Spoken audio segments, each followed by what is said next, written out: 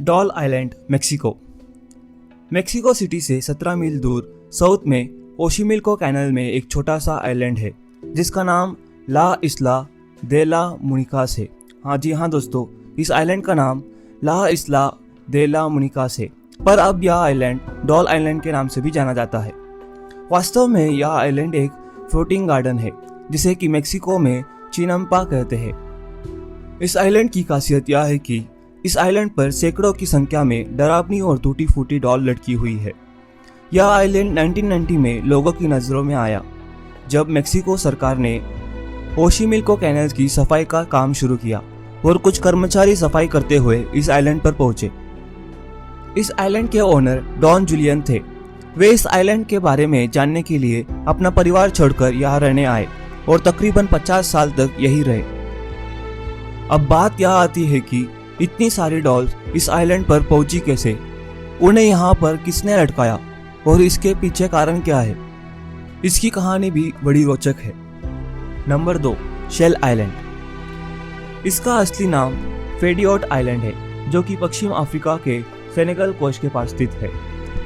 इसे लोग प्यार से शेल आइलैंड भी कहते हैं क्योंकि इस आइलैंड पर करोड़ों की संख्या में शेल इकट्ठी हो चुकी है। हालात यहाँ है कि आप जहाँ भी देखेंगे आपको सिर्फ शेल ही शेल दिखाई देंगे। यहाँ पर रास्ते शेल से बने हैं, मकानों की दीवार से लेकर कब्र भी शेल से ही बनी है, इसीलिए इसे शेल आइलैंड भी कहा जाता है। Number 3, गायलो island. इटली का गायलो आइलैंड को शापित भी माना जाता है।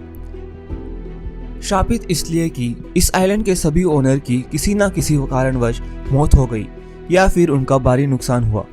1920 में स्विस ओनर एल्स ब्राउन की अचानक मृत्यु हो गई और उनकी बॉडी एक कारपेट में लिपटी हुई मिली। इसी तरह जर्मनी के ऑटो ग्रुनबैक की मृत्यु दिल का दौरा पड़ने से हुई।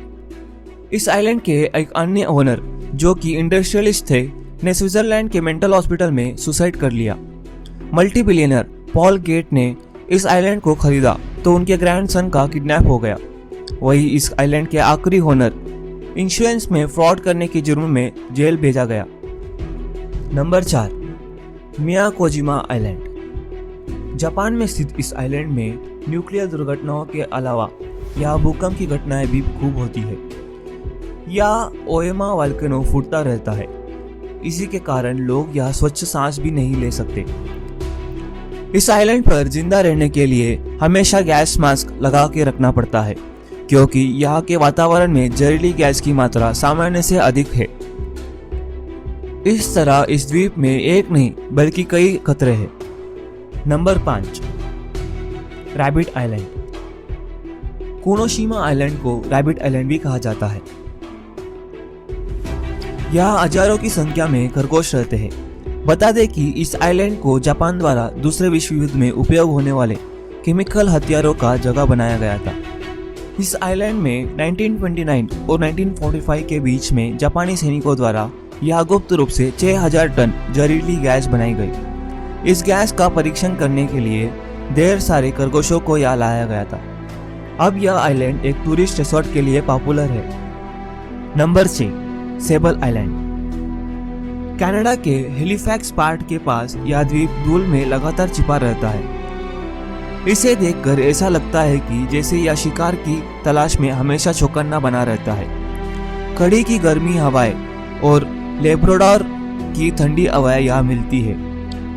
तेज तूफानी हवाओं और ऊंची लहरों के बीच यह द्वीप लगभग दिखाई नहीं देता है। इससे कई जहाज या दुर्घटनाओं के शिकार बन जाते हैं। इसकी बालू मिट्टी का रंग समुद्र के पानी की तरह बदल जाता है। इसे दुनिया का सबसे खतरनाक स्थानों में से एक माना जाता है।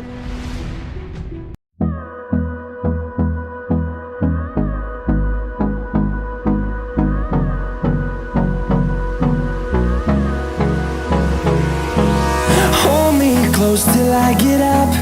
Time is barely on our side.